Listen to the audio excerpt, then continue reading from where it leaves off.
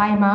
இப்போ வரங்கடா உங்களுக்கு சாம்பார் சாதம் சொல்லித்தரேன். சாம்பார் சாதம்லாம் வந்து ஹை ரிச்சாக பண்ணணுன்னா வேறு மாதிரி அது பண்ணுற அன்றைக்கி நான் உங்களுக்கு போடுறேன். இது ரொம்ப சிம்பிளாக நம்ம வந்து பசங்களுக்கு காலையில் இமீடியட்டாக பண்ணி தரணும். காய்கறி எதுவுமே இல்லைன்னா சாம்பார் வெங்காயம் உரிச்சிக்கோங்க. சாம்பார் வெங்காயம், அதுக்கப்புறம் பச்சை மிளகா ஒரு காரத்துக்கு 2 கட் பண்ணிக்கோங்க.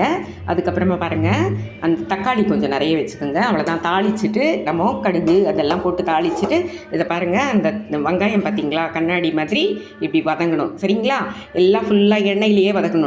எண்ணெயிலேயே வதக்கிட்டு அதுக்கப்புறமா சால்ட்டு போட்டு இது வெறும் மிளகாத்தூள் திருப்பியும் காரத்துக்கு கொஞ்சம் போட்டுட்டு அதுக்கப்புறமா அதை பாருங்கள், புளியை கரைச்சி அதில் ஊற்றிட்டு அது கொதித்ததுக்கப்புறமா இது சாதமும் பருப்பும் 1 டம்ளர் ரைஸ்ன்னா 1 டம்ளர் துவரம்பருப்பு ரெண்டுத்தையுமே போட்டு மிக்ஸ் பண்ணிவிட்டு கழுவிட்டு குக்கரில் வச்சு 5 விசில்.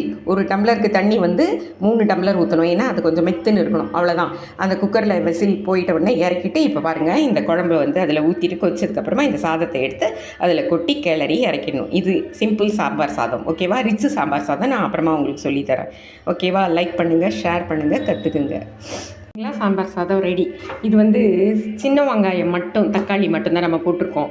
நான் சொன்னேன் இல்லையா, ரிச்சு ஃபுட்டுன்னா இப்போ இந்த சாம்பார் சாதம் வந்து சாம்பார் போட்டுன்னு சாப்பிட்றத விட இது வந்து செம்ம டேஸ்ட்டாக இருக்கும். நம்ம பெருங்காயத்தூள் நிறைய போட்டு கொத்தமல்லி எல்லாமே போட்டு நம்ம இதுவே வந்து உங்களுக்கு சூப்பராக இருக்கும். இது ரொம்ப சிம்பிள்.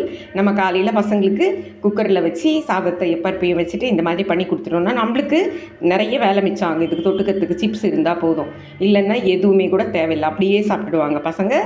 கொஞ்சம் நல்லா மெத்துன்னு இருக்கிற மாதிரி பார்த்துக்கோங்க. அவ்வளோதான். ஓகேவா?